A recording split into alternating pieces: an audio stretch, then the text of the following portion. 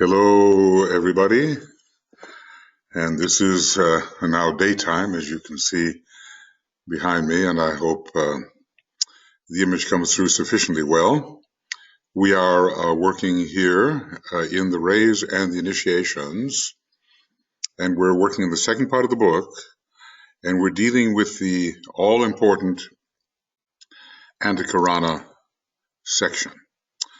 So we're working already on page 506. It's coming up to an important 507, to which I always refer. So let's go on with what the Tibetan says. He's been giving us the six stages of building the antahkarana, and he's been talking about where we draw the energy from and the intensity of the point of tension necessary, and the identicality of the first two stages for all ray types. The first two stages, intention and visualization. And also he's been talking about the 7 ray techniques, or 7 words of power, and I think he's going to get into this now. As we consider these 7 ray techniques with their accompanying words of power, you must bear carefully in mind that we are dealing entirely with the will aspect. This is the curriculum of the will.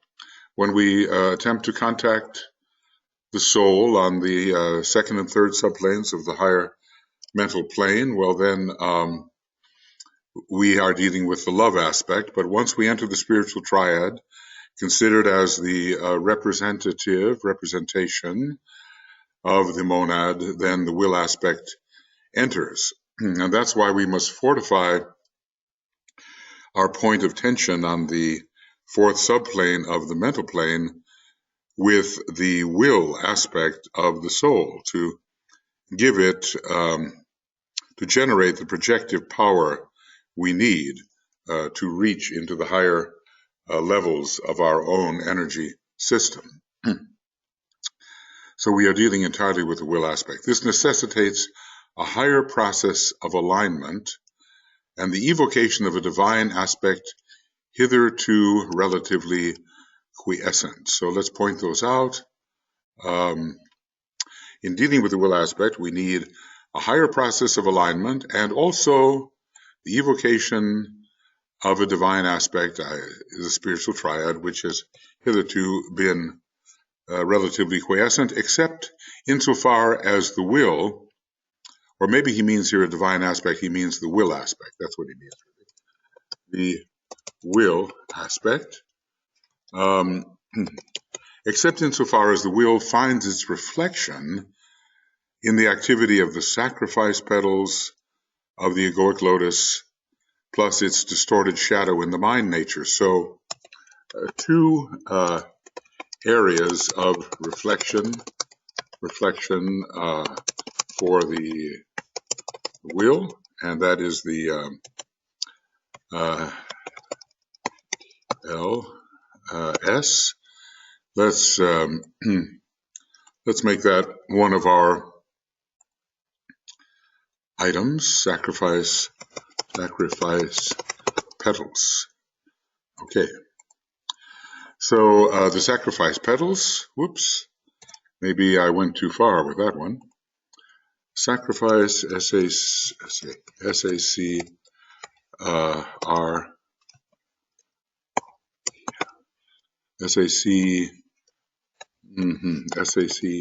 SACPTLS. Sacrifice petals. No, it looks right. It looks right. Okay, that's all right. The sacrifice petals and the mind.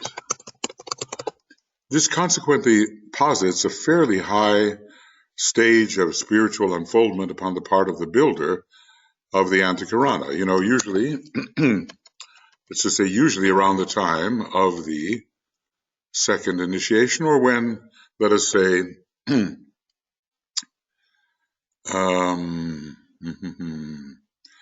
put it here, at least when the Second initiation is in sight. And I'm realizing how many, outstandingly many, of these abbreviations I did have. Second initiation. Okay. When the second initiation is in sight, as it was for so many of DK's disciples, the ones he was communicating with in the books Dinah 1 and 2. It means that there are indications of it, to say the least, between the mind, the sacrifice petals, and the atmic principle. So the word here is indications, and we have to be carrying some indications of the will energy. Some indications of the will energy. CA. Okay. This may be simply the most tenuous thread imaginable. Well, we don't see those threads. Maybe the Tibetan does, I suspect. 1,000 times finer than a gossamer web, but it must inevitably be present. The connection between these three must be present. When from the angle of the esotericist this is a tangible fact, you will then have the following direct contact. So much to ponder over here, isn't there? So we're invoking the will, even if it is via a thread of energy which is 1,000 times finer than gossamer. Excuse me, you will have the following direct contact. This contact then is completed. Let's see if I have this correct. Looks like I do. This contact is then completed. When completed, marks an entire unit of spiritual work, if I might so word it, bringing the man upon the physical plane into complete alignment. Well, I suppose it brings us all the way to the monad, really. This unity is consummated at the time of the fourth initiation, when causal body disappears for all practical purposes. That's another good one. Okay, for all practical purposes. The great renunciation, at which time the first aspect begins to dominate the other two. At which time? Now, let's just say at the third initiation, the first aspect comes into true consciousness, but there is not a domination of the second by the first. This occurs, or at least begins to occur at the fourth initiation, and maybe is well established by the fifth initiation. And that will be another one we want to have. Fifth initiation. Okay. So a complete unit of spiritual work is achieved here. Complete alignment comes about, eventually with the monad. This is consummated at the time of the fourth initiation, the great renunciation, at which time the first aspect begins to dominate the other two. Just because we have the first aspect active at the third initiation does not mean that it dominates. Then the soul life, as hitherto understood. Now note that, it doesn't mean there will still be soul life. Soul is a universal. Let's see, that's universe. UL, UNL. I think that's a good one to have. U and L, U and L, and we'll call that universal. Universal. It's a universal principle.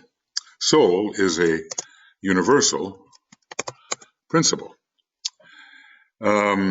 But the soul life as hitherto understood, which means that it is the soul within the shroud of the causal body, then that soul life fades out and the causal body disappears.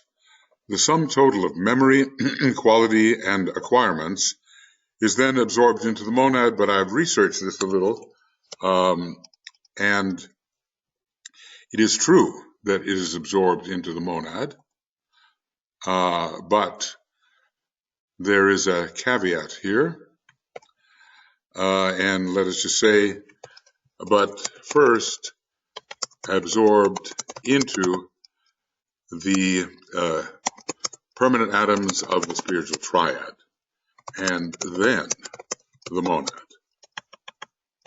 but eventually into the monad. The words, I and my Father are one, become true. Who could possibly suspect what the Christ meant in an energetic sense when he said that? I and my monad are one. I and Sanat Kumara are one. The monad is one with Sanat Kumara. Then they become true. The astral body also vanishes in the same great process of renunciation, and the physical body and automatic agent of the vital body is no longer needed, though it persists and serves a purpose when so required by the monad. So love takes the place of the astral body. And this, the matter of which the phantasmagoria of the astral plane was composed may remain, or the entire personality may vanish in its original form and have to be reconstructed as a Maya Varupa. That's another good one, isn't it? I'm trying to encourage you along here. Maya Virupa, a body of Maya. Okay. And let's see, the phantasmagoria, the matter of which the phantasmagoria of the astral body was composed may remain. So, you know, this is interesting. What is said here, the personality need not entirely vanish at the time of the fourth initiation. It can be, aspects of it can be retained, but a big change occurs in the astral body. And it is no longer what it was. I suppose the misleading phantasma,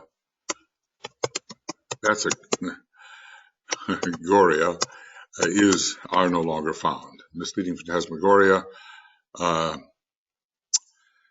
is no longer found, but on the astral plane, if the initiate chooses to work there, that phantasmagoria does exist.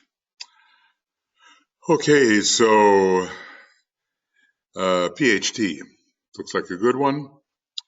PHT, and we'll call that phantasmagoria, which are false forms, you know. And AP, astral plane, that certainly is an important one. All right.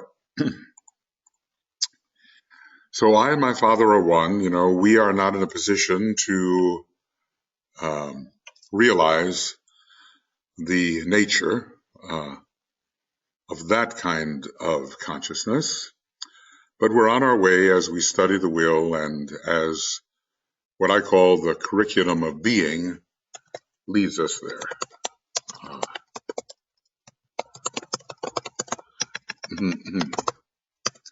He leads us there. The astral body, in terms of its phantasmagoria, vanishes in the same great process of renunciation. And so let's just say there are certainly no longer any selfish or personal desires, or one is a member of the planetary logos. And the physical body as an automatic agent of the vital body, apparently the vital body does and can remain. The vital body does and can remain, is no longer needed, though it persists or can persist and serves a purpose when so required by the monad. I mean, you would suspect that in the case of Master DK, he was working with an older physical body. He was a master. He was working with a body which was created by natural means, apparently. It was not a Maya Virupa, so that persisted. And maybe we can assume that he recapitulated or took the fourth initiation in that particular incarnation in which Madame Blavatsky knew him in Tibet.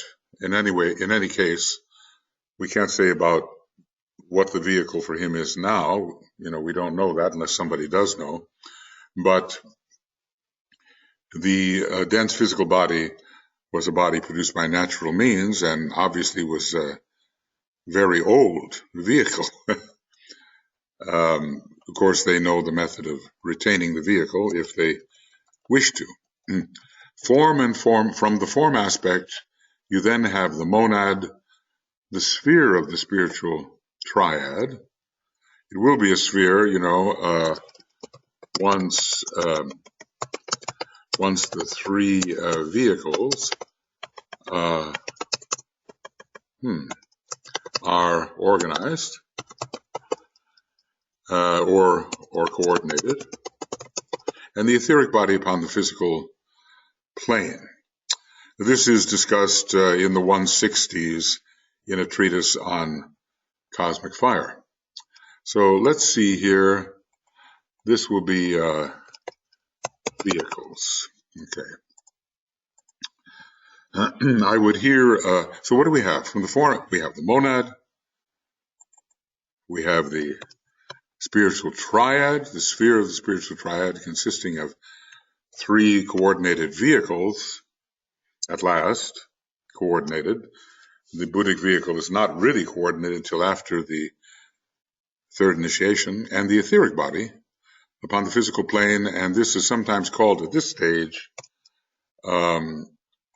sometimes called, where can I go here? Right. Sometimes called the body of fire. I would remind you that the levels of conscious existence which we regard as formless are only relatively so because our seven planes are the seven subplanes of the cosmic physical plane. Well, in a way, you know, to me anyway, anything, let's see if I can get this correct. To me, any existent which is not the absolute is form. But that's another subject to be discussed and debated. The center of consciousness is now in the will nature. Now, minimally, this would mean the atmic plane.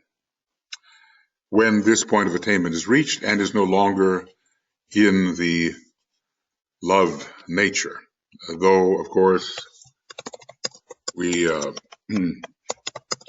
do live in a solar system which is a love wisdom solar system.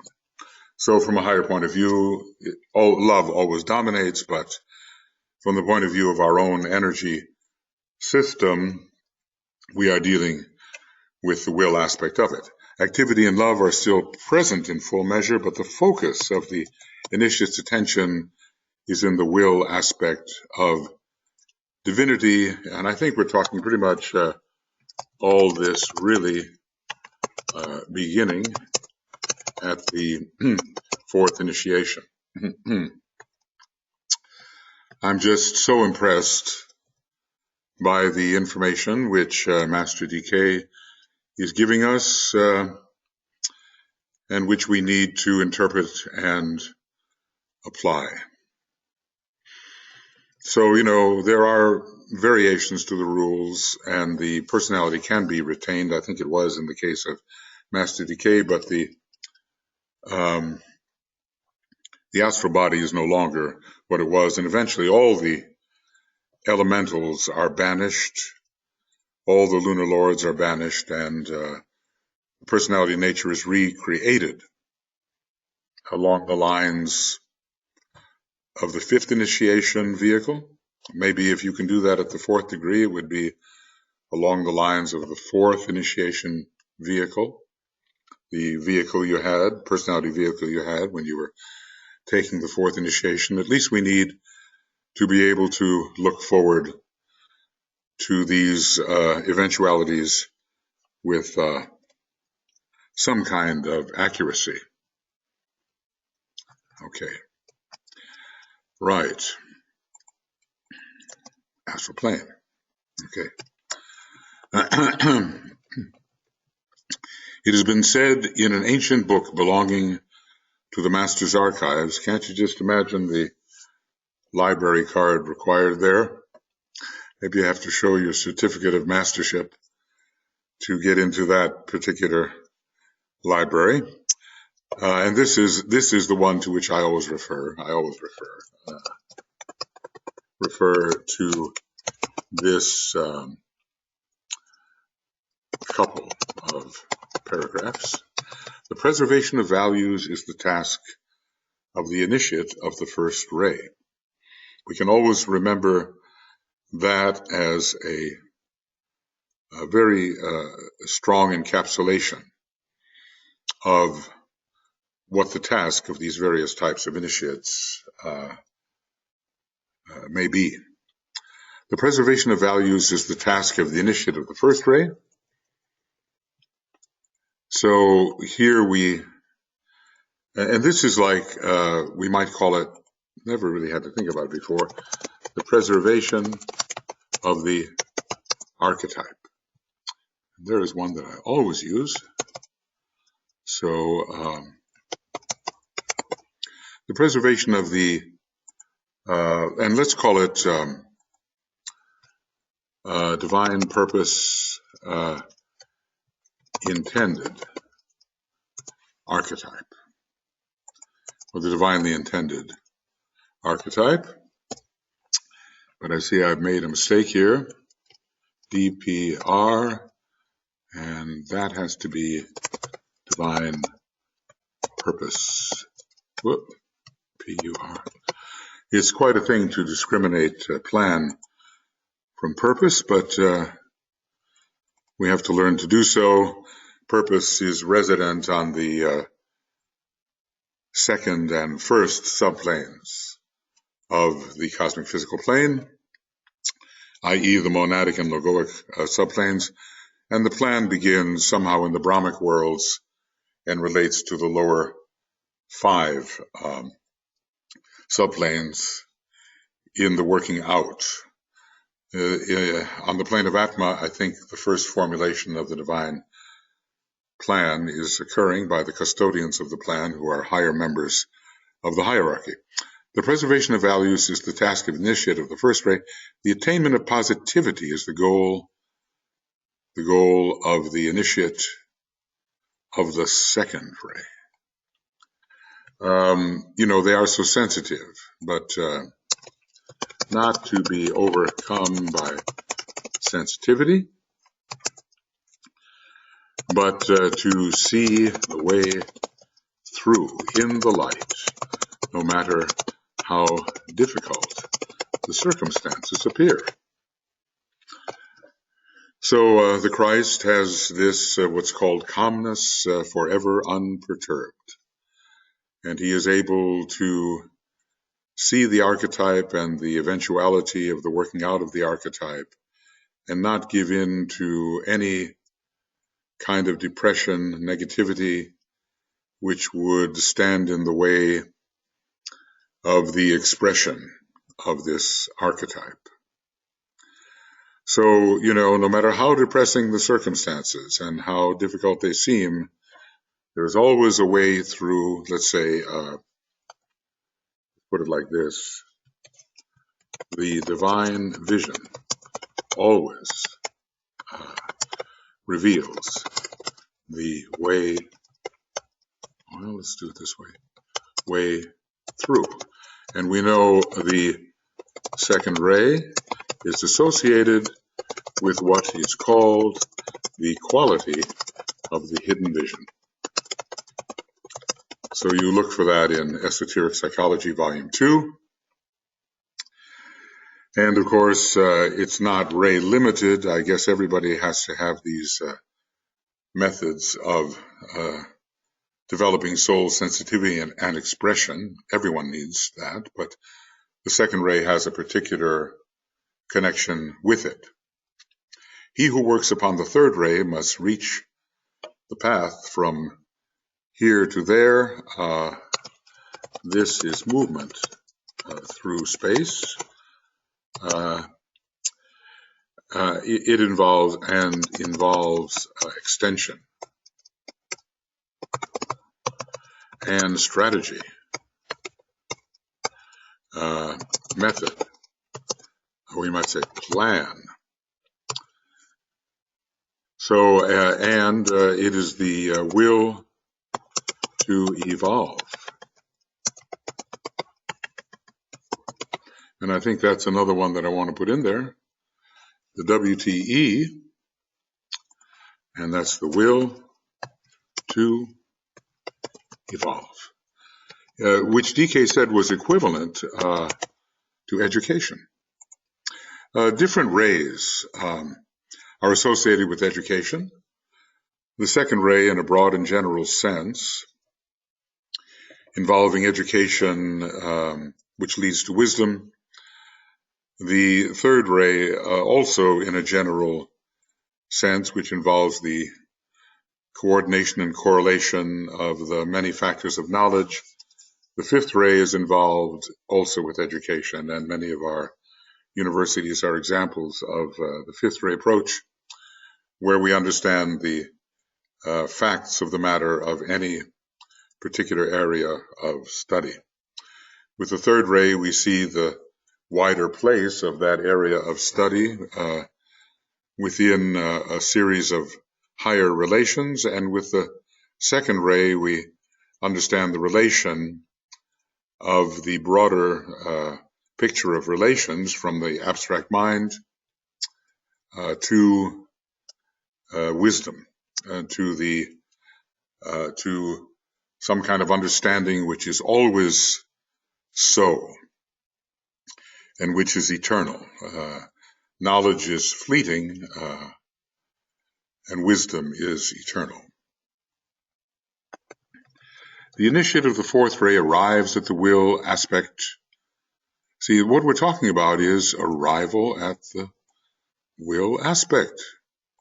So all of these things, all of these statements about the initiate in relation are statements about the initiate in relation to the will aspect. All of these statements concern the relation of the initiate to the will aspect. So maybe when the first ray type preserves values, the will is strengthened. When the second ray type achieves positivity, the will is strengthened. When the third ray type reaches from here to there and changes its position in space, it arrives at knowledge of the will aspect. Of course, it takes will to do all these things, but you use will, and then a higher form of will comes in with the proper execution of the will you have used. Anyway, the initiate of the fourth ray arrives at the will aspect when conflict steps into its rightful place and causes no undue concern. We must say this, that members of the fourth creative hierarchy must expect conflict all along the way. And just excuse me here. I know a few minutes will be taken from each of these presentations to put these in, but seems the best way in the last analysis. Fourth creative hierarchy, okay. So there will be conflict, and we are members of a warring kingdom, but let's just say we must not lose our faculties and their proper and expert exercise just because there is conflict. These four attainments mark the goal for men and sway them all upon the lower point of consciousness. You know, we are aspiring, let's just say, we are aspiring to be initiates, and this means that we are still working within a lower point of consciousness, striving for triadal and monadic,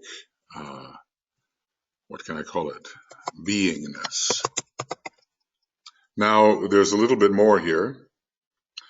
The ray of vision and of application indicates the way direct. Now, evokes the will to follow and welds the love of God, the love of man, and all that breathes into the purpose underlying all. Well, this much is clear, and towards that purpose and its earthly consummation, the seventh ray gives all it has. The idea is the earthly consummation worked out in the forms of the dense physical body of the planetary logos or the solar logos, or even simply upon the etheric physical plane. But now, what is the ray of vision? Let's just say this must be the sixth ray, because, you know, I see a vision that satisfies desire. The sixth ray type is always following the vision with great enthusiasm.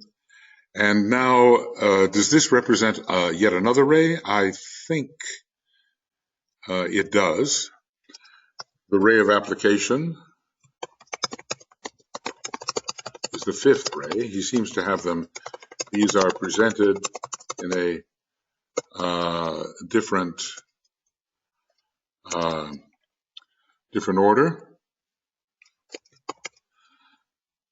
6 first, and then 5. Indicates the way direct. Well, they are both very focused rays. Evokes the will to follow. This is the sixth ray, and welds the love of God. The fusing power of the fifth ray is very strong. Even the welders, of course, work with the fifth ray, and they're very Vulcanian, and they heat matter up so that there can be a welding. So when we see a word like welding, a word like weld suggests the fifth ray. This is my interpretation for the moment, at least. and welds the love of God, the love of man, and all that breathes into the purpose underlying all. Remember the relationship. And there's one of those words we need. Remember. Remember the relationship between the fifth ray and the first. Between the fifth ray and the first ray. Okay. Those whose souls are upon the fifth ray resolve onto the first ray. And the welding process, well, when you think about the mind and the statement, three minds unite, this statement suggests the welding process and has to do, as the word of power, with the fifth ray. So let's see, what have I got here? Okay, different. These are presented in a different order. Indicates the way direct, the ray of vision and of application. Well, maybe the word should be indicate instead of indicates. The way direct, both the fifth and sixth ray have the way direct, evokes the will to follow, that's the sixth ray, and welds, that's the fifth ray, the love of God, the love of man, and all that breathes into the purpose underlying all. This factor of melting a substance and then using it in its extreme heat to form a bond. We think here of,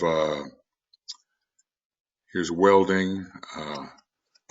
One thinks of Vulcanian bonds created through welding. The love of God, the love of man, and all that breathes, there is a unity there. Think about the third initiation where the fifth ray dominates and everything becomes realized as fused into a whole. That's the higher fifth ray because the lower fifth ray seems to see only the separate instance, but the higher fifth ray under Venus on the mountaintop of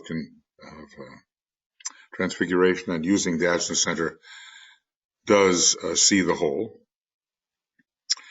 And with exactitude, these types of love are welded into the purpose which the first ray appreciates, understands, and towards that purpose found on the monadic and logoic planes and its earthly consummation, the seventh ray gives all it has, which is it's a balanced ray.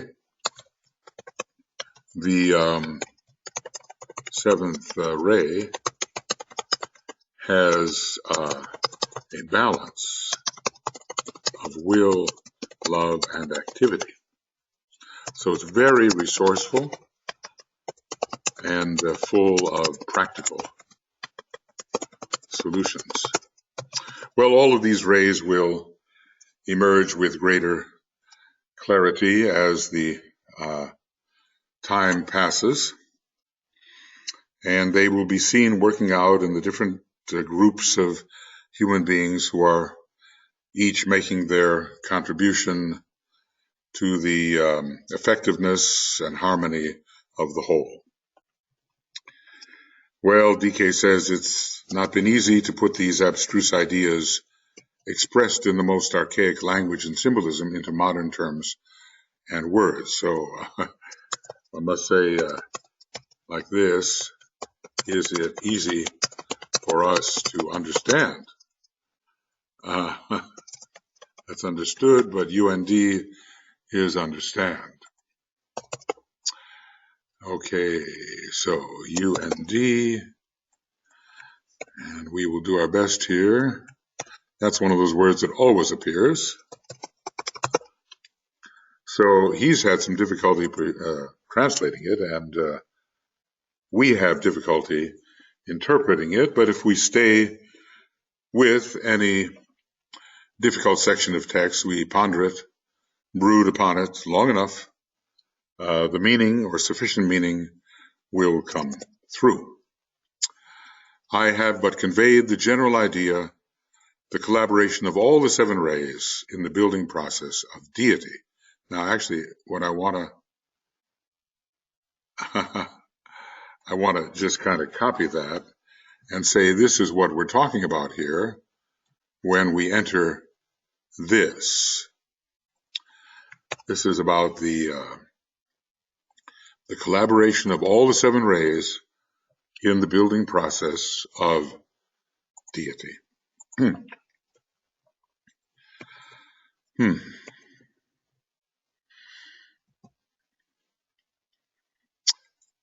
And their planned interaction on a tiny scale, infinitesimal in comparison with the great whole. So you might say that, as soon as I get this bracket in order, we might say that even our local and relatively great seven rays are tiny operators when compared with the dynamics of the great whole. And that's the universe. Man responds within the circle of humanity, enclosed within the greater circle of the hierarchy, and becomes conscious of this fusion and uses the potencies of both groups of lives through the medium of the antahkarana. And so what is this really saying? That the antahkarana makes available to us the potencies of hierarchy. And without it, these potencies are not available. So right now we wield the energies available to the average human being. We have thought, creativity, we have desire, we have vitality and action. But there are higher energies that will be available to us when we learn how to bridge towards them. The moment the disciple approaches that point in consciousness, and the antahkarana is firmly anchored, even if as yet but a tenuous structure, he becomes aware of the factor of the greater circle, which encloses the other two. So, we are speaking of concentric circles and spheres, made of which we become cognizant one after another. Okay. So are we really conscious of Shambhala? I think not. But it looms ahead when we begin to include within our consciousness the sphere of hierarchy. The secret place where the will of God is formulated for the immediate present and for the long-range future, and that will becomes divine purpose. Okay.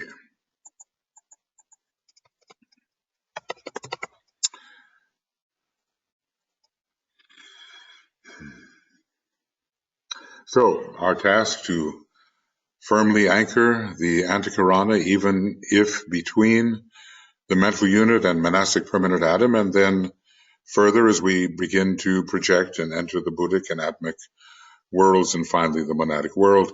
All of this becomes possible to us in some small degree when we have taken the third initiation. the process can really begin. Up till that time, it is preparatory. So we have, he's given us a vision and suggested preamble. So let us now ascertain. The word ascertain means to make certain. I don't know if we can do that. The 7 techniques to be employed at the projection stage of the building process. So now we enter upon the particulars. And, he'll give us as much as we can assimilate. Much will still be left toward for our practice. Excuse me. Ray 1, will or power. These are, let us remember words of power to be applied in the projection process. That's basically what we're dealing with, and these are words of power. Later, our work with magic will become more accomplished, and we'll be able to use these properly. To understand the first ray technique, the basic quality of the ray must be grasped. It is dynamic. Well, what do we mean by that?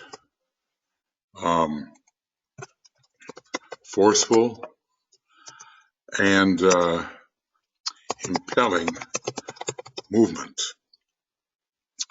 It is a kind of prime mover. The point at the center is the first ray of power. This is found in the sun symbol of the master. And its technique is never to move from the center, but from that point to work dynamically. Now, three signs of the zodiac are particularly associated here. 3 signs of the zodiac all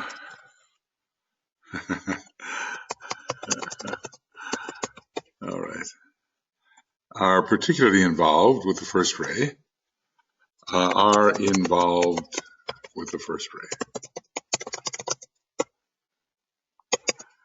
and they are Aries, Leo, and Capricorn. Okay, I keep on discovering how many are needed here. This will, of course, subside as the majority of these abbreviations get put in. And here, Leo is the one that never moves from the center. So it represents that central point, the kingship, the center of the circle. The other 2, Aries and Capricorn, move more. Perhaps the word that would best express its mode is inspiration. That's a really important statement. We might call this the breathing in of deity or godliness. The Father inspires. Inspires, we might say, draws forth fire, forth a dynamic fire. The Father inspires response from the material aspect or from the Mother, if you like, that symbolism, but it accomplishes this by remaining immovably itself. Now, this is when we want to think about the first ray. We're not just thinking about the headlong charge of the ram or of Aries, or the impositional factor of Capricorn, but we are thinking about a dynamic, inspiring centrality. It remains immovably itself. You know, what am I? Well, Leo is the key to identity. I am that I am. So the father aspect inspires the mother to respond, and it does so by remaining immovably itself. From the point where he is, the builder, human or divine, as there will be divine builders later, works, not by the law of attraction, as does the second ray, but by the law of synthesis. Okay, let's get that straight. Working by the law of synthesis. And I think I'll just put that in. Okay, and we'll see if that will work. The very first cosmic law, the law of synthesis. By the law of synthesis, by a fiat of the will, based on a clearly formulated purpose and program. So, immovable and clear and inspiring. You will see, therefore, that, now this is a peculiar thing, that the first ray personality, what does he mean? Is this, is the soul-infused personality the personality of the monad triad? Because we are really speaking here of first-ray souls, you know, in these techniques. The first-ray personality has to ascertain, as in fact do all disciples, which aspect he himself is of a particular ray. Well, this is not an easy statement. I'm just going to underline it because he's using different words here than we would expect. The projection technique is accomplished according to the soul ray and not the personality ray, unless he means that when you become a soul-infused personality, you are something like, you know, with triadal influence, you are something like the personality of the monad. So the soul has to be part of that personality, and that number 3 is absorbed by the one above and the one below. The first ray personality has to ascertain, as in fact do all disciples, which aspect he is of a particular ray, and we have to ask here, does he mean the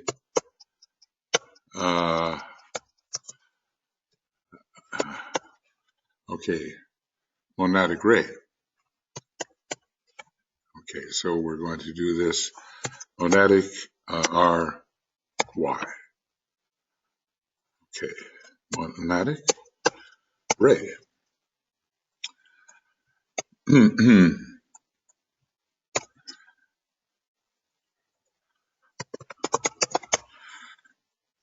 So, you know, the soul ray is a subray of the monadic ray, just the way the personality is a subray of the soul ray. And when he talks about which aspect he is of a particular ray, we may be talking about these subrays.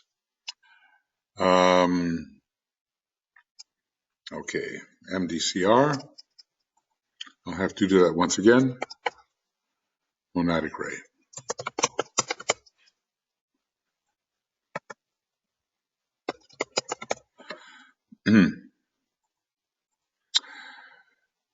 It is not possible for any disciple who has not taken the third initiation to ascertain, and let's just say know with certainty.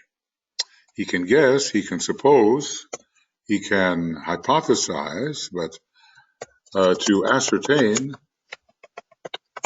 is to know with certainty.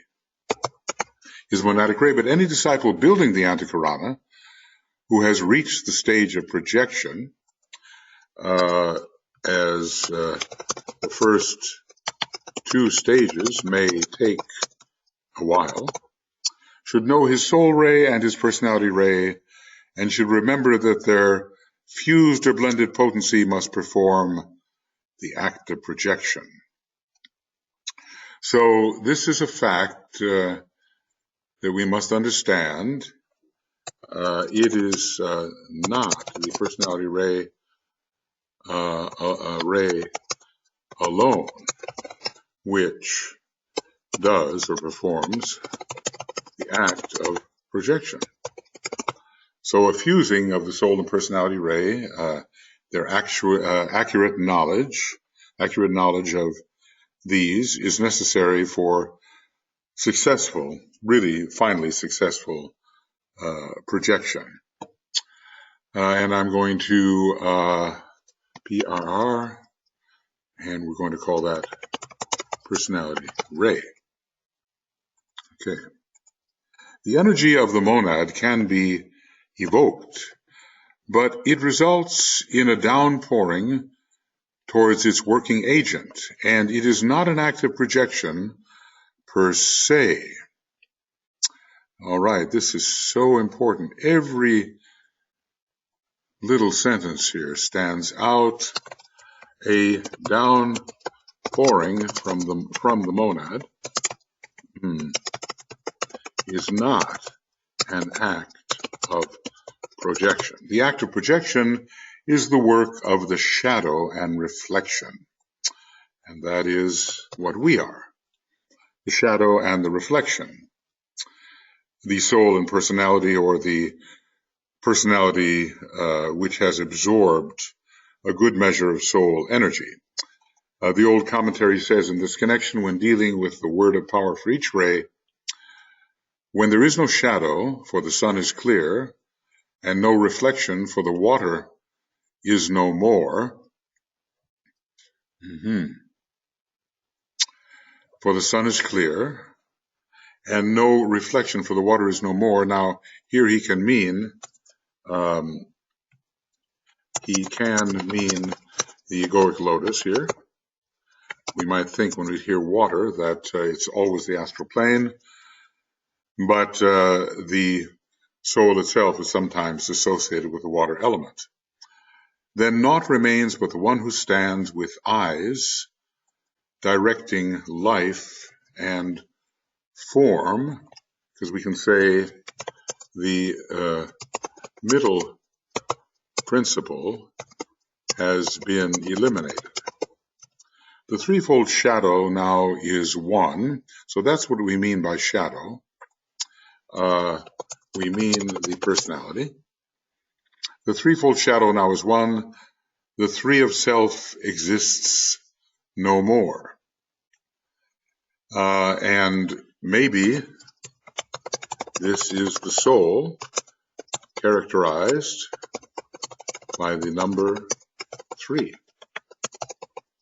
The 3 petals, the ninefoldness of these 3 petals, or the jewel, the petals and the permanent, the atomic triangle, those are the 3.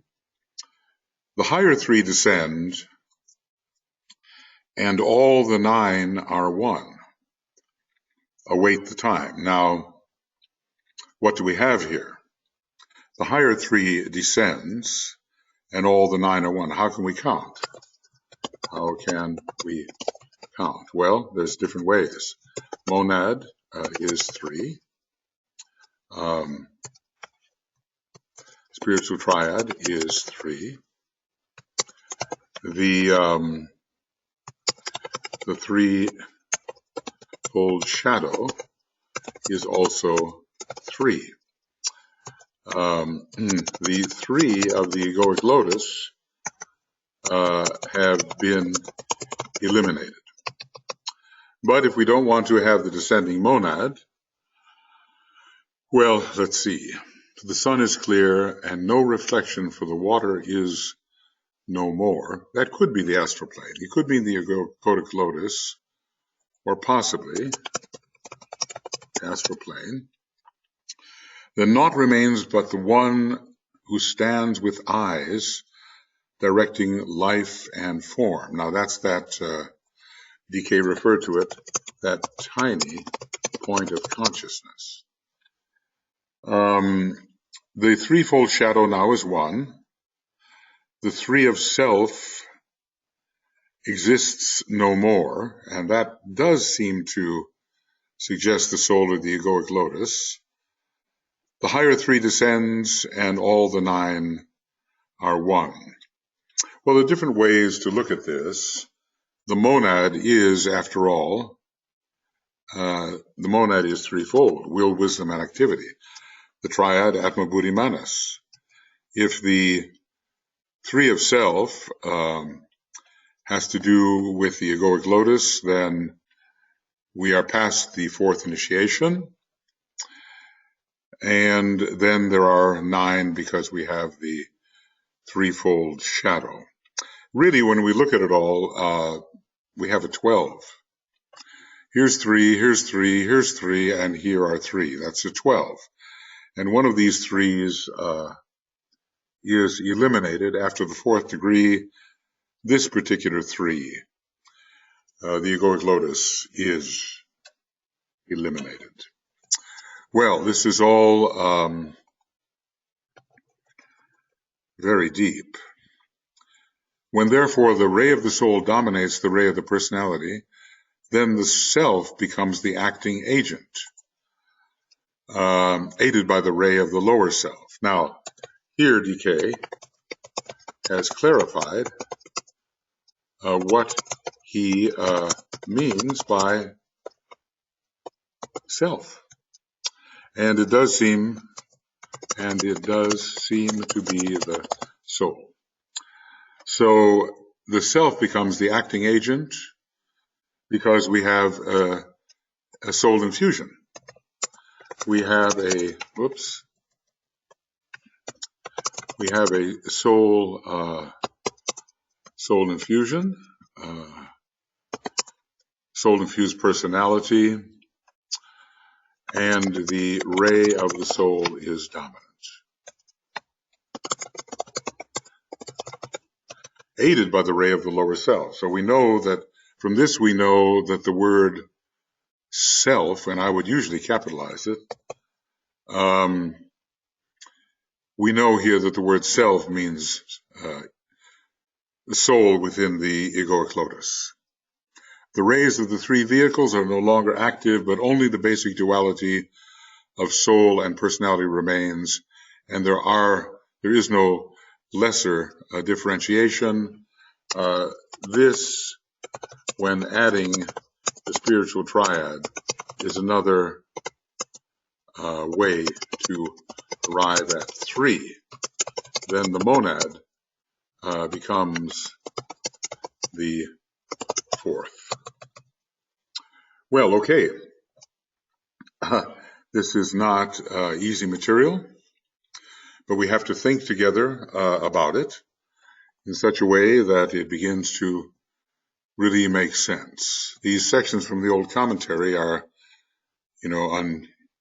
usually opaque at times, and we have to penetrate when there is no shadow, for the sun is clear.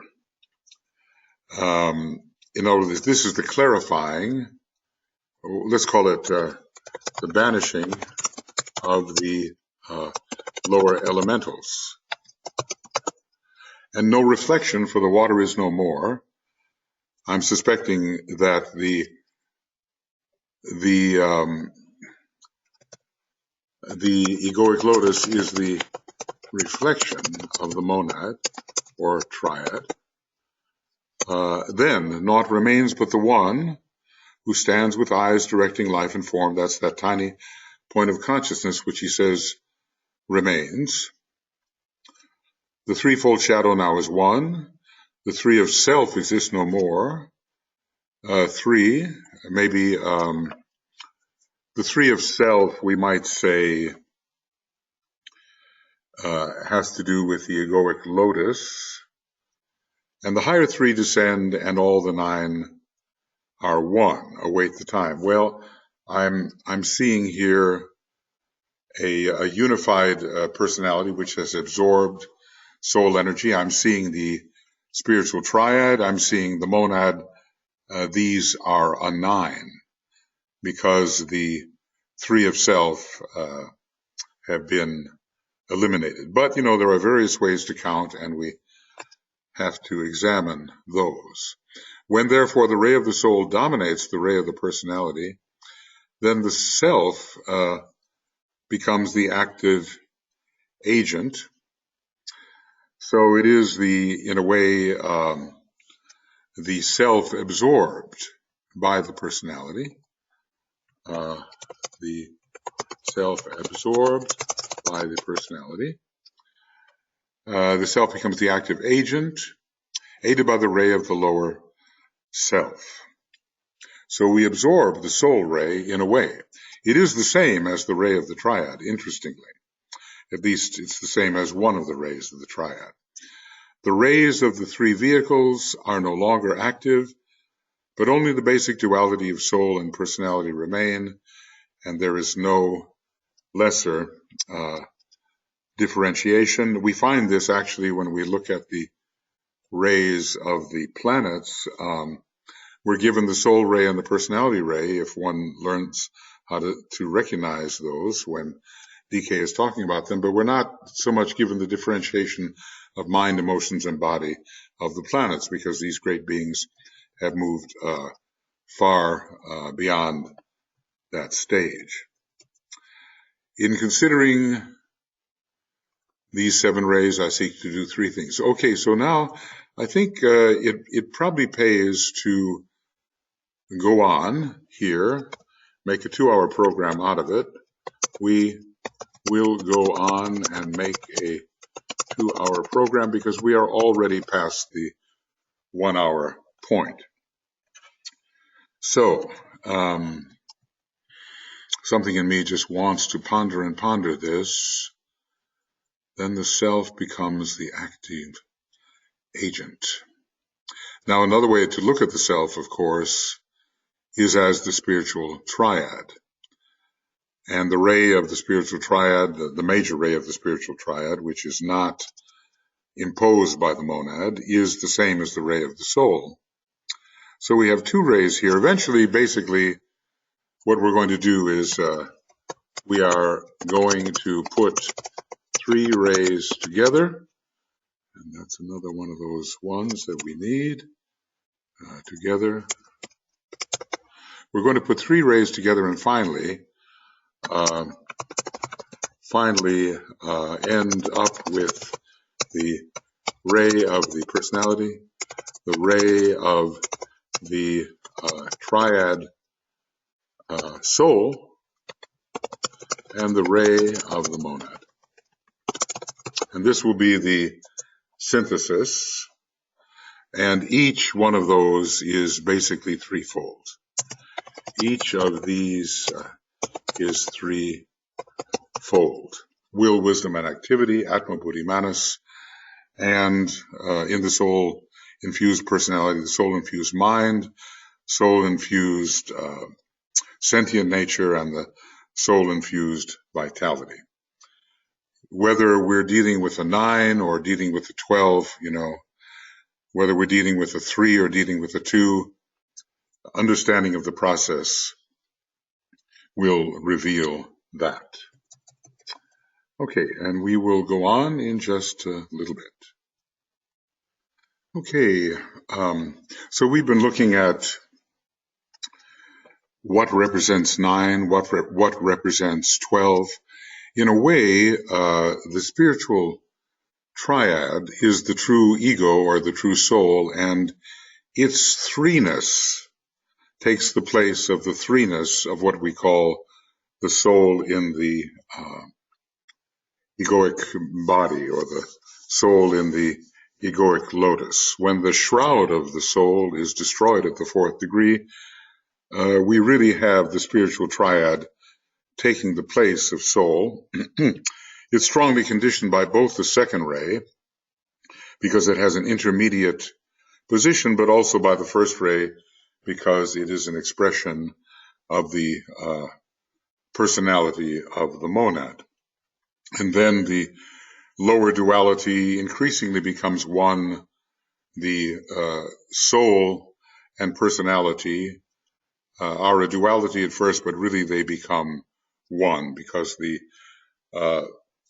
personality has somehow absorbed the energy of the soul.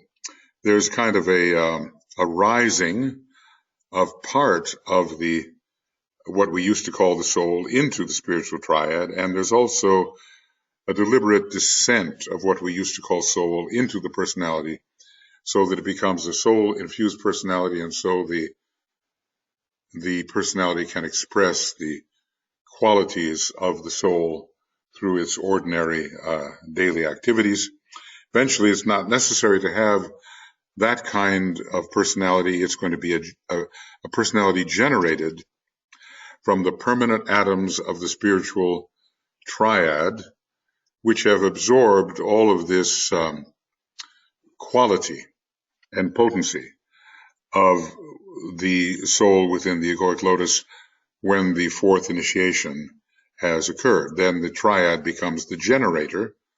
The monad triad becomes the generator of the lower Maya Virupa, which will definitely be a triadally infused personality, and probably really a monadically infused personality. So let's take a look here, continuing, because this will be more a 2-hour program, because I've gone beyond my limit, and we're still in the middle of the subject. In considering all these 7 rays, I seek to do 3 things in every case. Give the technique of projection. Okay. And this technique falls into 4 stages. The preparatory stage, in which the consciousness becomes focused in the soul ray. Okay, so before we can project, we have to really focus within the soul ray. We have to know it. But generally, I advise people, okay, if you don't know your soul ray, at least use the second ray when doing the group work. An interlude, B, an interlude in which the projecting agent realizes with intensity the existence of the point of tension and the finished product of the visualization process. So we are that point of projection,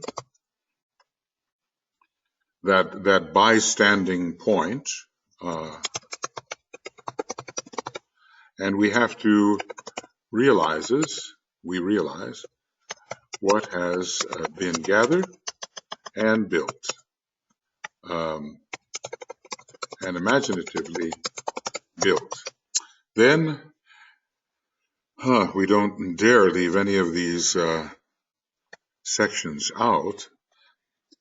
Then a focused activity of the will according to the ray, in which a line of light or living substance is imaginatively and creatively sent out and projected from the mental unit as far as possible towards the spiritual triad using the creative imagination. Oftentimes I suggest, well, you know, a line of white light. Of course, we could use the color of the soul ray, but I'm thinking that he doesn't specify this line of light. Maybe he does specify coming up here. A focused activity of the will according to the ray, in which a line of light or of living substance is imaginatively and creatively sent out or projected from the mental unit, which we visualize upon the 4th subplane of the mental plane, as far as possible, maybe as far as imagination will carry it, or as far as we are prepared to responsively carry it, towards the spiritual triad, using constantly the creative imagination. It seems to be dependent on the creative imagination from one perspective, but also on how much, also, you know, let's just say here, dependent on the creative imagination, but also on the degree of sensitivity to manas, buddhi, and atma. This line of light, this strand or bridge, is then pictured as colored by the two ray qualities. Well, in a way, we have been building this through the visualization, have we not? We have been building this dual colored bridge through visualization already. And it is held stably aligned in the light of the triad and not in the light of the soul. So it seems that we project a colored strand, or vivify, we may vivify the dual colored strands in the act of projection. And it's held stably aligned in the light of the spiritual triad, not in the light of the soul. This corresponds to the much earlier stage of development in which the mind was held steady in delight, and he calls it much earlier. So we realize we're dealing with an advanced process. The mind is still held in this manner, but the mind, as the agent of the soul and the personality, is no longer quiescent, but becomes an active holding agent, retaining the necessary energies at the necessary point of tension. Okay. Well, this is, the technique falls into 4 stages. Reviewing. We become the consciousness, or that tiny point of observation, really an extension of the monad, becomes focused in the soul ray. The interlude, where we are as the projecting agent, which is the tiny point of consciousness, we realize with intensity the existence of the point of tension and the finished product of the visualization process. And that is, that visualization process is a connecting process of the Buddhic energies, the retained energies within the point of tension, and the energies of the creative imagination, the astral energies. Then a focused activity of the will, using a word of power, in which a line of light or of living substance is imaginatively and creatively sent out or projected from the mental unit. So that is the mental unit is the platform for projection,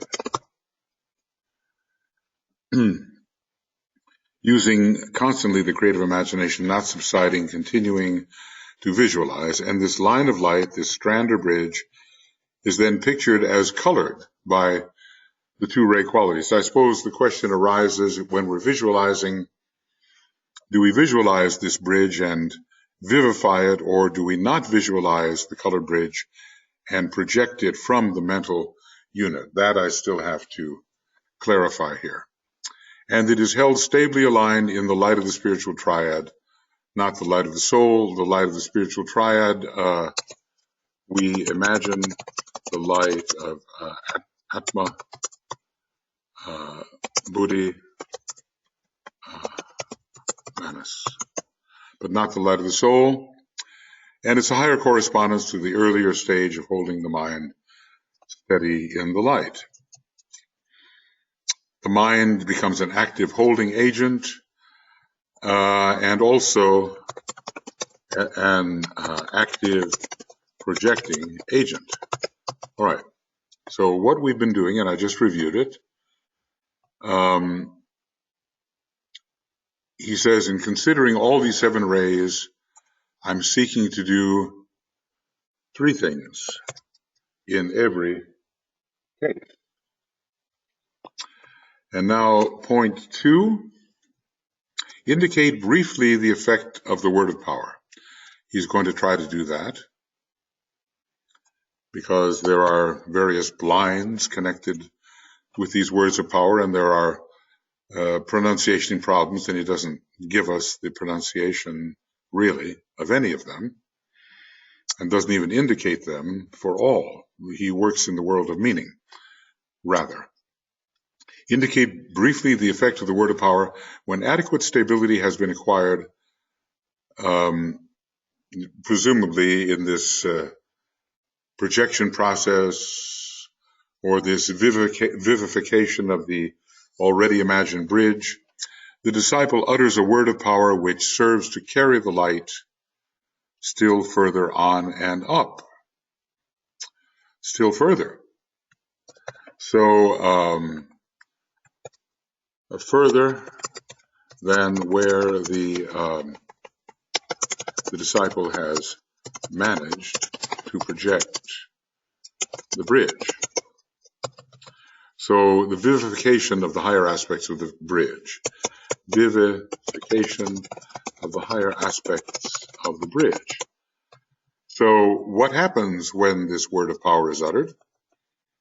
Goodness, this really has to be outlined in such a way that it is utterly, every step is utterly clear. I'm just aware of the Tibetans' method of presenting the information, and I think we could boil it down in such a manner that it would be clearer to our mental processes. When correctly uttered, this word produces 3 effects. It keeps the channel for the descending light of the spiritual triad clear of all impediments. Now we remember that there will be an evocative response from the higher reaches of our energy system.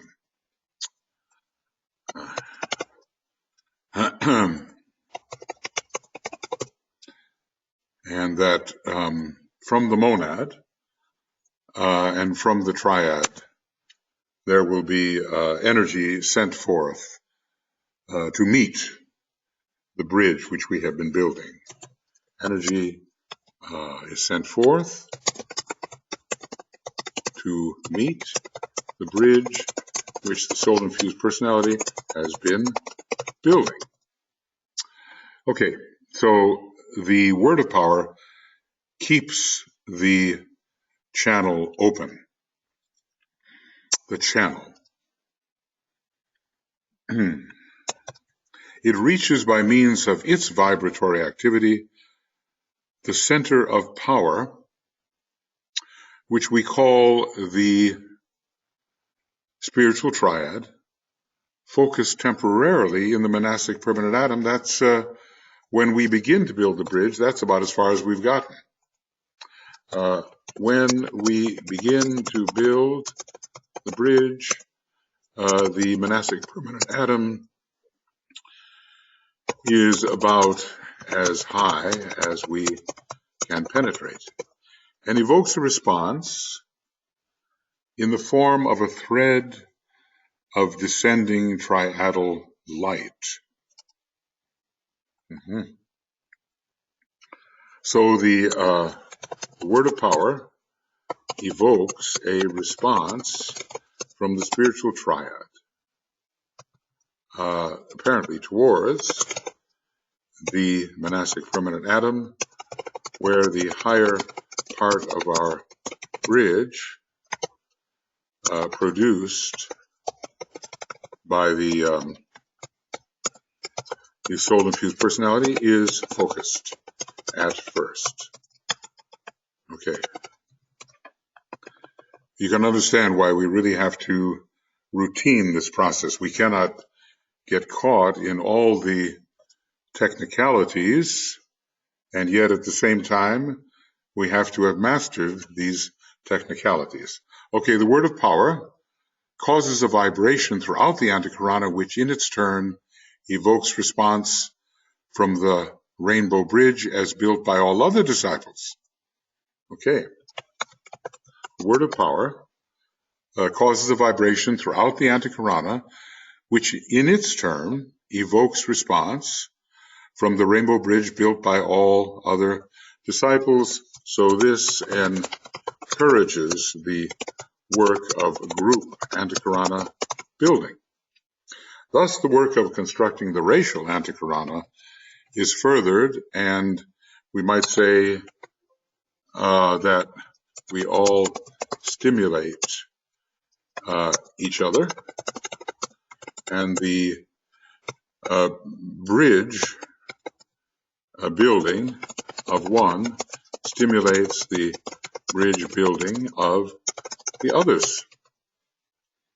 Now, DK is dealing with very subtle matters, and as I go through this, I say to myself, oh goodness, this must be reviewed and reviewed and reviewed, and notes taken in strict order so we can understand every stage of the process. Now, DK stops occasionally to tell us what he's doing so that we don't get lost. I am here doing two things, speaking to you in symbols. There is literally speaking no up and down or higher and lower, as you know, nor do any of the separative actions as outlined by the occult sciences exist. So he's telling us the truth of the matter, but we do have methods which, though not really real, are heuristically useful.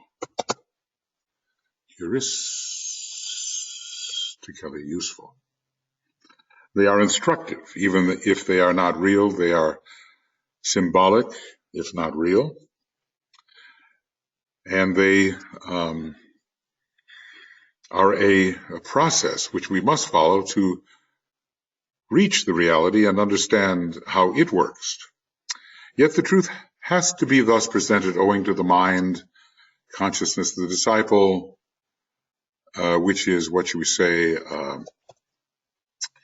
it is dominated by the limitation or limitations of sequence and partial perception, and not holistic perception. So I've also been giving in human terms, as the masters would probably present this whole process in other terms when discussing it with each other or reviewing it with each other. I have also been giving in human terms the outline of a process which, if adequately followed, will enable you to make real progress in the preparatory understanding required by all who hope one day, someday, to take initiation. Now, by this he means the third initiation and above, and not the initiations of the threshold. So let's put that in a plural. Initiations of the threshold. No, these are the real initiations, beginning with the first solar initiation, which is the third, and it's look at this, only preparatory understanding. I think that when some people claim to have taken the third degree, they should look closely at some of DK's words, which make it seem a little more difficult and a little more remote and a little more subtle than they might have thought. So now, thus far, we've had 3 points. The first point relating to the general technique of projection and how we have to use the soul ray and the point of tension and call in the will and project from the mental unit a dual-colored light, or at least vivify a dual-colored light which we may have already imagined. And then the word of power, its effect is discussed, the clearing effect of it, and the evocative effect. Let's call this, all this, in this section, we speak of the evocative.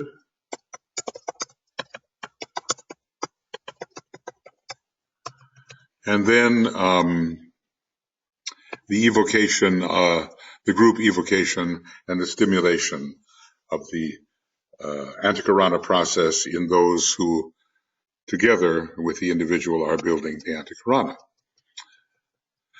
And he's basically telling us this is a heuristic method, it's an instructional method, which allows us to pursue a process which will be eventually helpful and help us make real progress in the task of preparing to take initiation. Now he brings up a third point, the nature of initiation. Initiation falls into 3 major expanses of consciousness. So in general, the antahkarana and the building processes suggested lead towards initiation.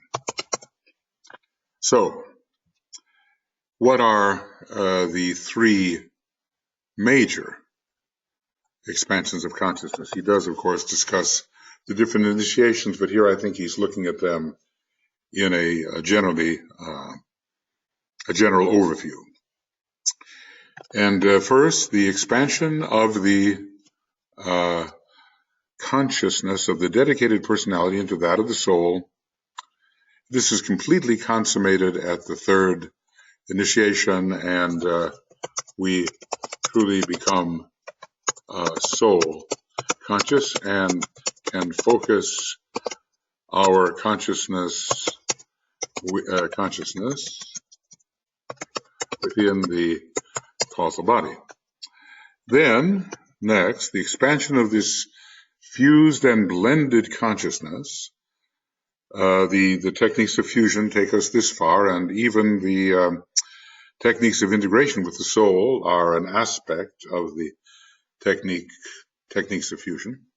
The expansion of this fused and blended consciousness into that of the spiritual triad, completely consummated at the 5th initiation. This is so important. This is like one of those references that you go looking for, and there it is years later. But complete triadal consciousness, or the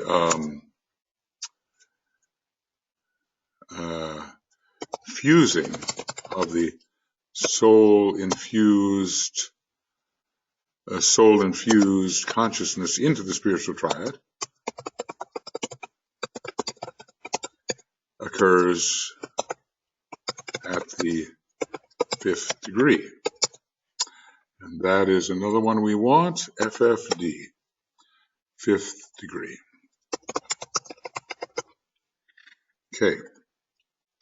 And then the 3rd expansion of consciousness towards which the masters are working, which is consummated at the 7th degree. So basically what we have, 3 expansions, the consummations of which occur at the 3rd, fifth, and seventh degrees. Now, at the seventh degree, we have complete monadic consciousness or awareness, and perhaps even free of the monadic vehicle on the monadic plane. Okay. PM. Well, let's put that in.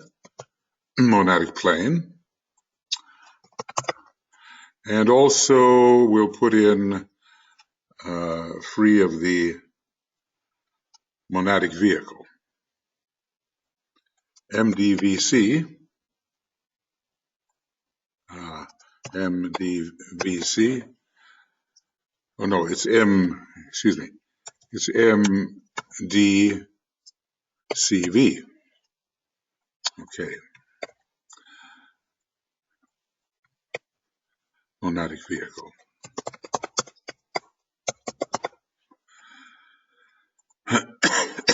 Because there is a sense in which one escapes onto the logoic level as a liberated volatile essence in the alchemical process. So, yeah, this is indeed an overview. 3 major expansions of consciousness, and let's just say a number of initiations fit into these general categories. A number of initiations. So the first and second lead to the third, the third and fourth lead to the fifth, the fifth, sixth, and seventh, fifth and sixth lead to the seventh, and in each case the point of consummation, third, fifth, and seventh.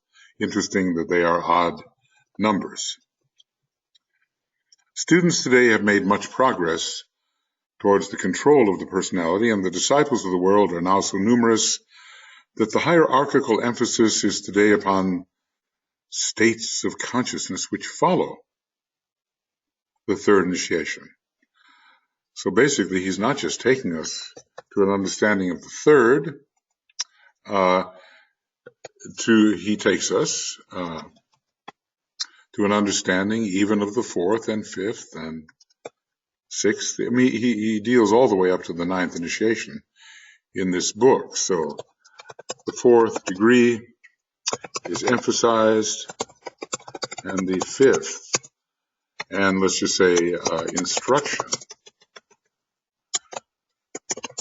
is given out on the fifth degree. Okay. Hence the giving out to the public of the teaching upon the antahkarana, and this is a big hint if you look at it, because basically he's saying the antahkarana instruction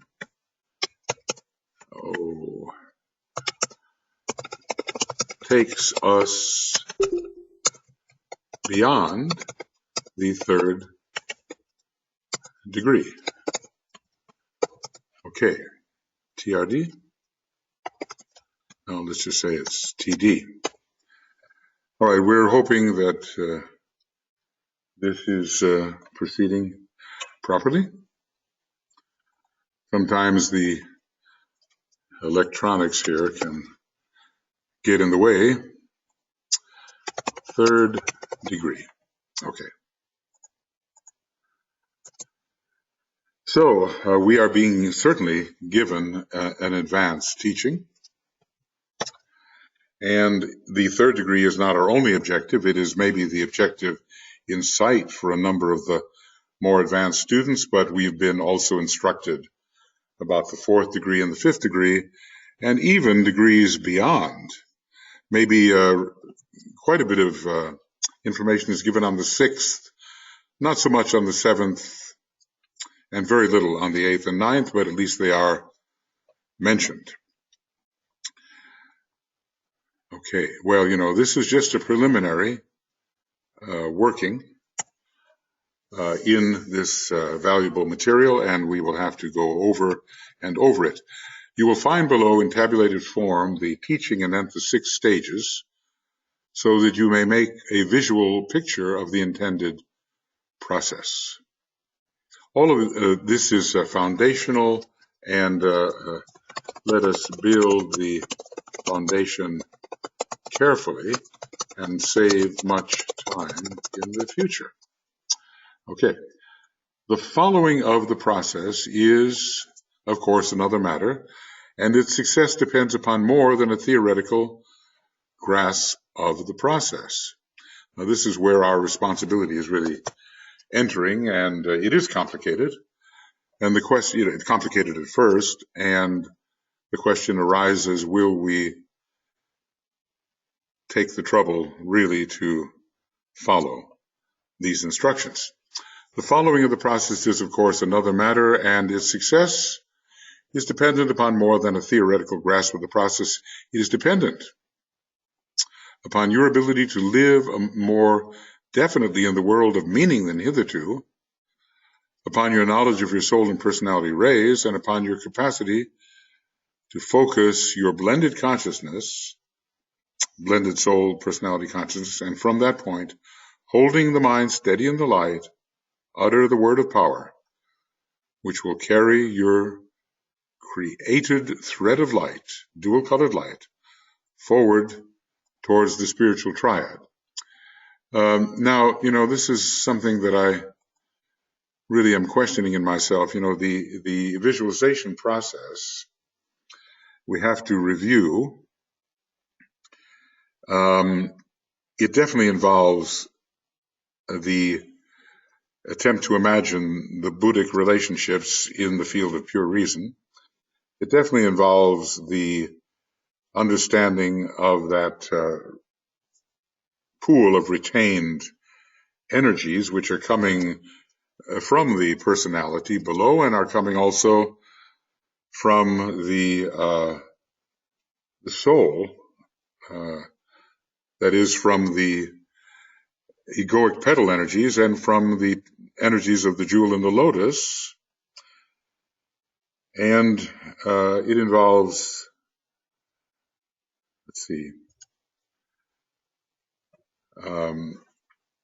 this ability to understand what the creative imagination can produce. But here's the question. When we visualize the connection between these three, buddhi, the retained energies at the point of tension, and the creative imagination, do we visualize the rainbow bridge of 2 colors at that time, connecting with the monastic permanent atom, or do we wait until the projection phase to send forth this dual strand of energy? Let's hope that we can clarify this as we move along. Now, he's going to give us here an outline for reflective contemplation on constructing the antahkarana. This is our meditation. So, for this work. And we'll get into that here in just a moment. So now we are going to enter this outline. Let's see if we can finish it now, or at least the first part of it. Outline for reflective contemplation on constructing the antahkarana. Notice the word contemplation, because it tells us something about the degree of advancement. Advanced meditation. Advanced meditation, and the Libran or Libran phase of the work.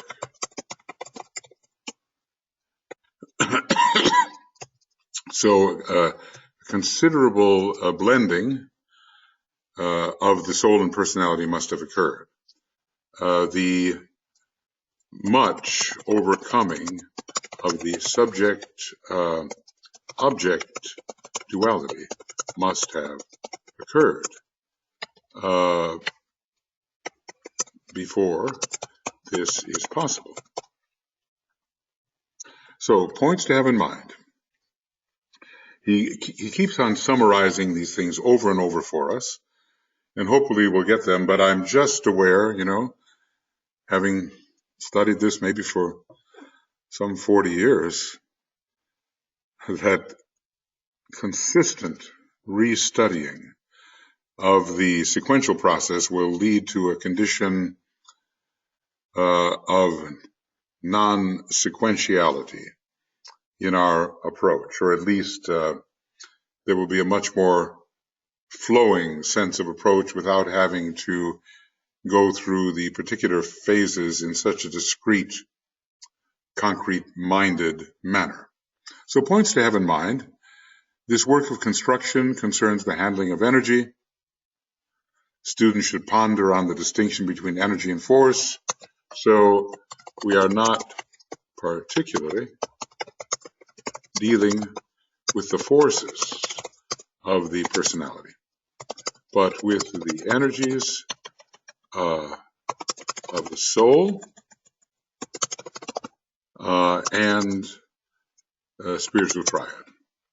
It is dependent upon so this suggests the stage of intention, the first stage. It is dependent upon the use of the creative imagination. Students would do well to reflect upon the relationship of the imagination to the intuition and of both to the mind. Well, we are told in a way that the creative imagination is a lower aspect of the intuition, and it has there is a reciprocal effect between the creative imagination and the mind. The mind can trim or restrain or somehow edit the content of the creative imagination, and the creative imagination can fertilize the mind and give it new substance to think about. When it comes to the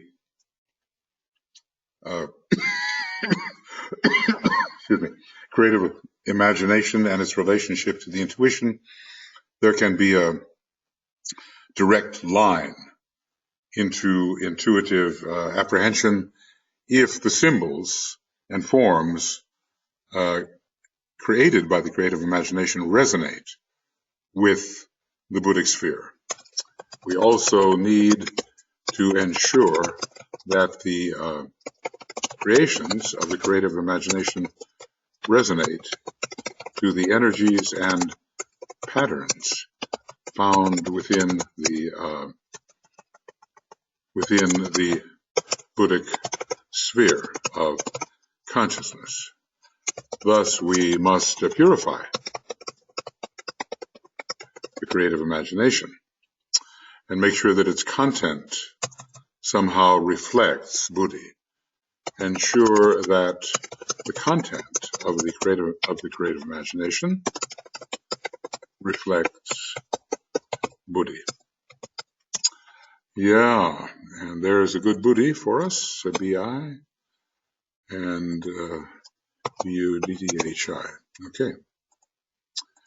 So this means the purificatory work must be well established before we can do anything along these lines. Okay, so energy, handling of energy, this is about intention.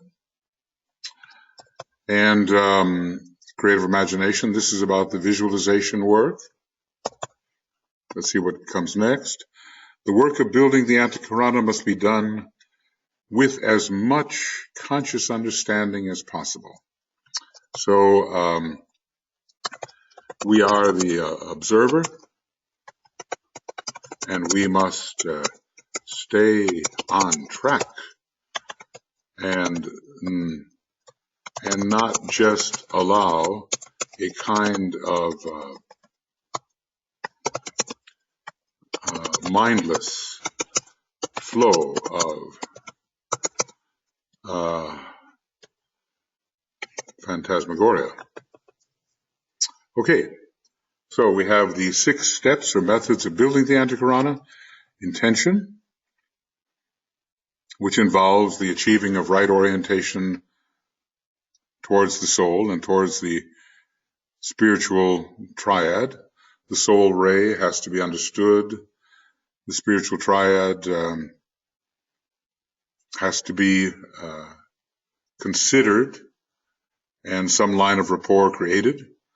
A mental understanding of the work to be done is necessary as we stand back and do not allow ourselves to drift into active imagination, which is not creative imagination or visualization. Anything goes with active imagination. We can't allow that process to continue. It has to be edited. A ring pass knot of consciously gathered energies must be created, visualized, drawn up from below and drawn down from the soul and held in a state of tension. And remember that the 12 petals and the jewel in the lotus are involved in creating this point of tension. Okay, so PTL is petal, and PTLS is petals. PTLS. Okay. Your sacrifice, friends, is the gain of others who will benefit from this all later. And then a period of clear thinking anent this process of intention must be attempted. So we know exactly what we're trying to do and from whence the energies are coming. And then follows the preservation of a point of tension. This cannot be ignored. The holding of the retained energies so that we realize they are consciously held. CSL, consciously.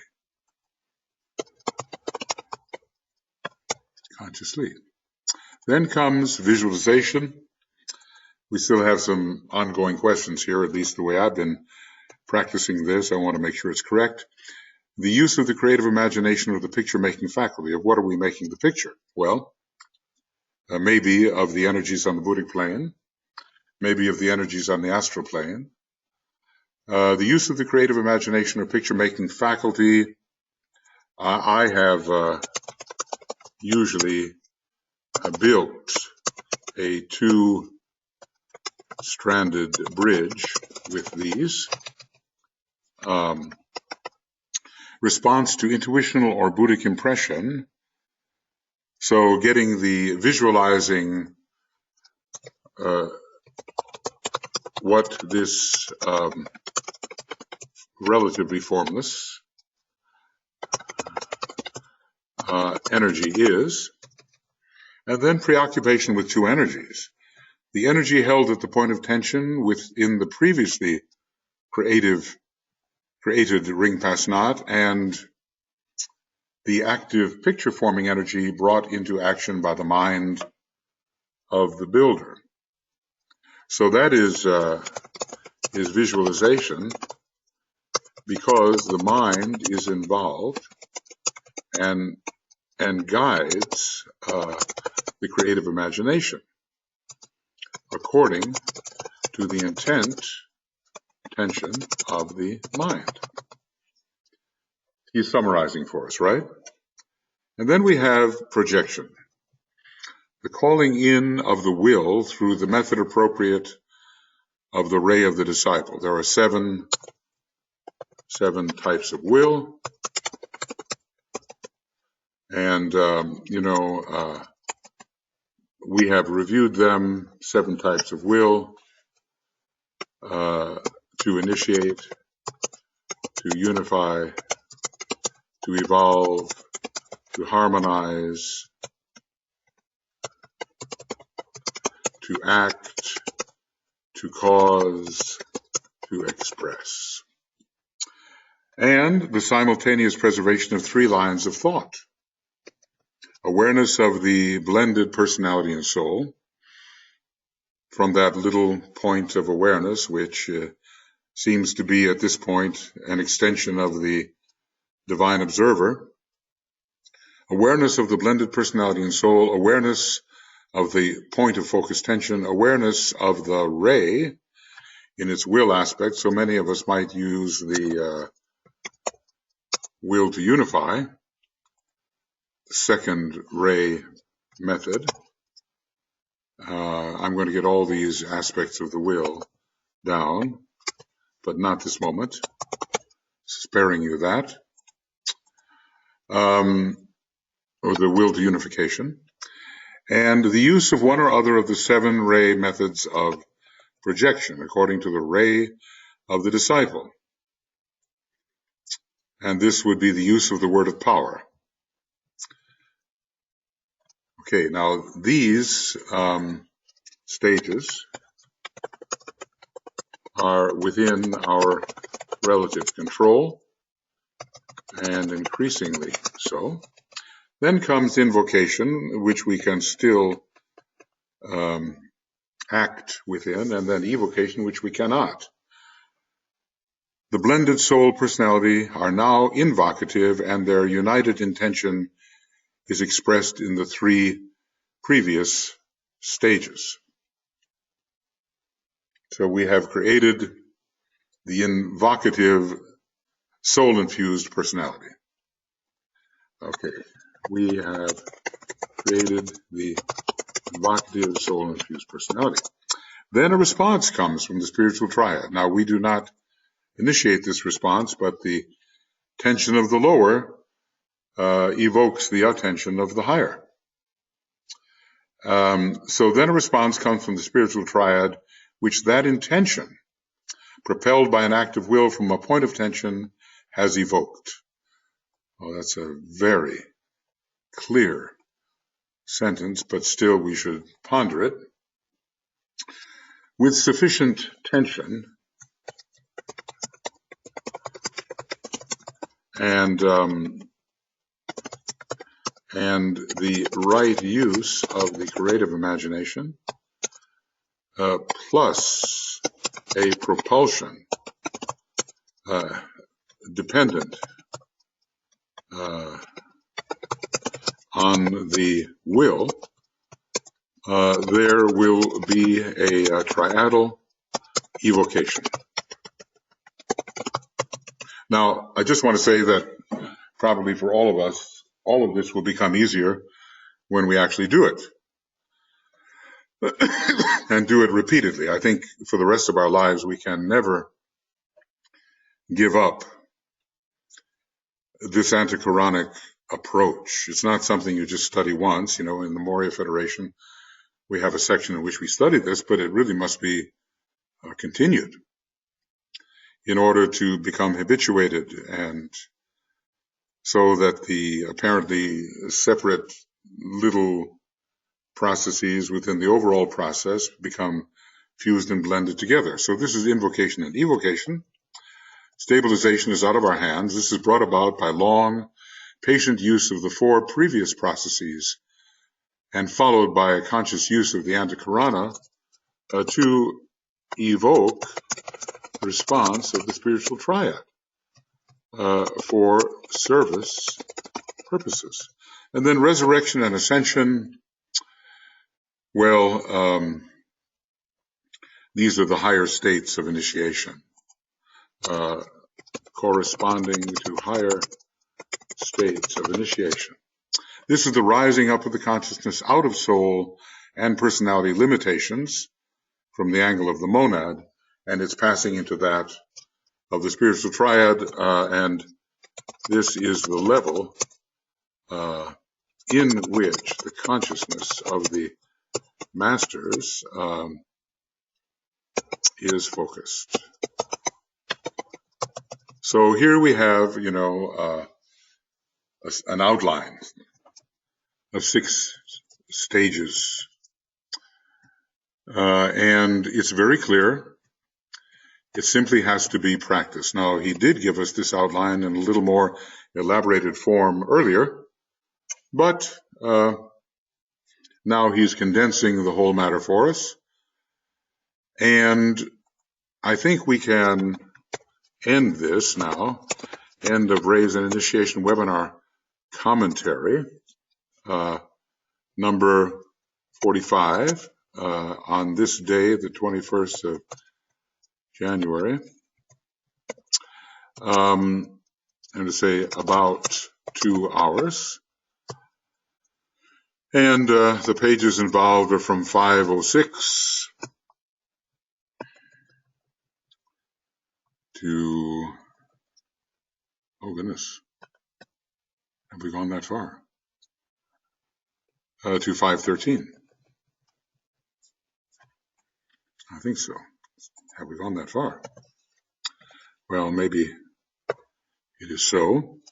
And then beginning of RAIWC and Initiation Webinar Commentary, number 46, and we'll see if we can do any more of this today.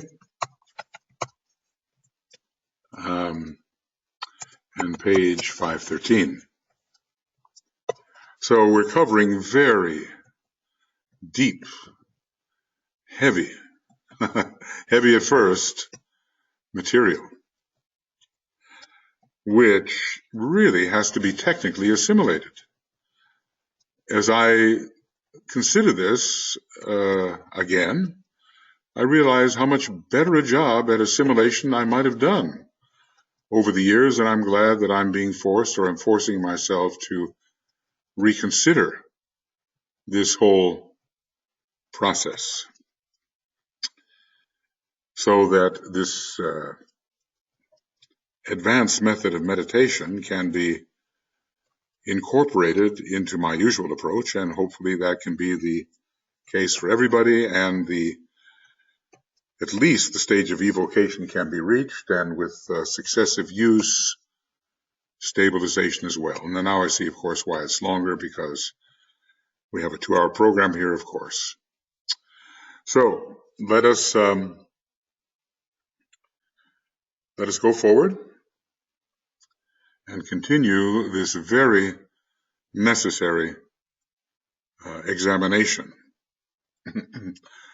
of a process which should flow as we do it, but which has so many technicalities which all have to be observed and in place, that at first it will not flow.